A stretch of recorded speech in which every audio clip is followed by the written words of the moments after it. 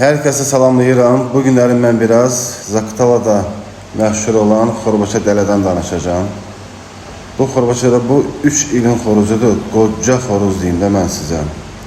İnanın ki bu yemək bu belə qoca xoruzlardan çox qəşəng alınır. Həqiqətən şirişli olur, əti yağlı olur belə. Mən sizə deyim, baxın görün. Elə bir mal ətidir. Yəni ki o qədər qoca olduğu üçün əti biraz qırmızıdır, ancaq çox dadlıdır da, çox belə indi.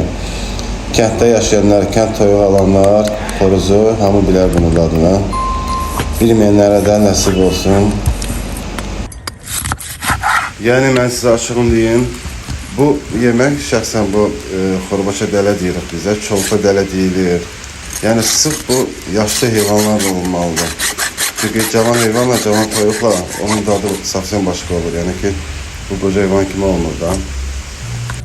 Baxın, bel sümüyünü sındırmaq istəyirəm mən. Alınmır, sınmır. Onun üçün məcburi mənim nacaqlarına doğrayacağım. Sümüyün qalınlığını görsəz biləcəksiniz nəyə görə nacaqlarına doğrayacağım. Çünki bıçağın gücü çatmaz ona doğramaq. Çapacaq da ki uzaqda da onu gətirməkdə biraz müqləyən oldu. İndi toyuğu tökürük xoruzu qazana. Onu su töküb yaxşıca yumalıyıq. Yaxşı yuyulduqdan sonra sudan çıxartırıq onu və tökürük başqa qaba.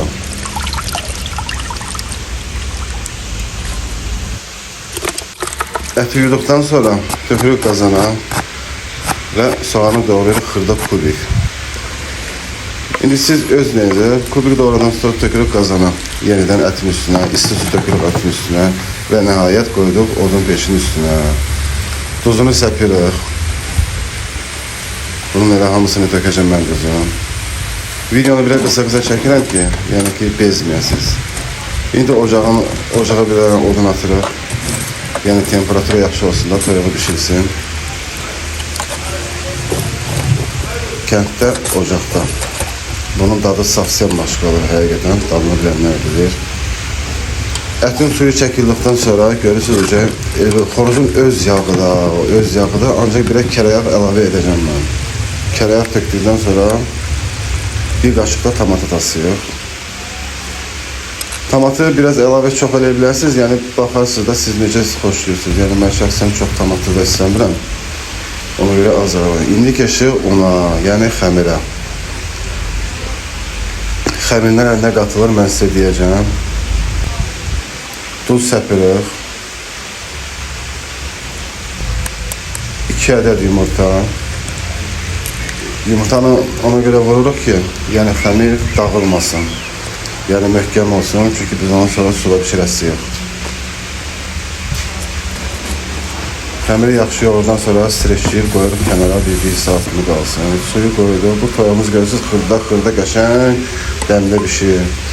Xəmir hazırdır, indi keçirik xəmir açasıyıq nazik. Necə deyək, xəngər kimi görəsiniz. Axırda kvadrat kubik doğrayasıyıq onu. Xəmirlə heç aram yoxdur, ancaq yenə də eləyirəm də bunu. Xəmirləri belə səririk qırağa. Suyumuz qaynadı. Suyumuza duz əlavə edirik. Çünki biz xəmiri orada bişirəsiyik. Xəmiri bu cür kvadrat kəsəsiyik. Yəni siz xırda da kəsə bilərsiniz, ancaq mən biraz iri kəsəcəm. Çünki yəni mən zövqümə görə belə iri mən xoşlayıram. Xəmirimiz hazır. Tökürük indi onu suya, qaynamış suya. Bir 7-8 dəqiqə qaynadıqdan sonra xəmirləri sudan çıxartasıyıq. Xəmirimiz hazır, çıxartırıq.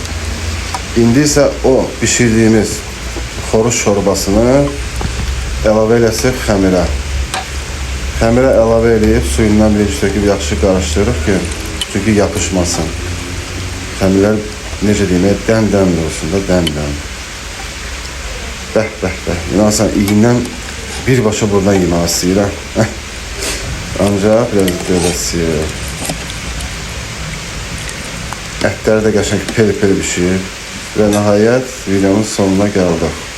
Və sarımsaq da əlavə edib yeyirsiniz. Sağ olun, salamat qalın, kanala abunə olub dəstək verməyi unutmayın. Sağ olun, gələn görüşlərə də.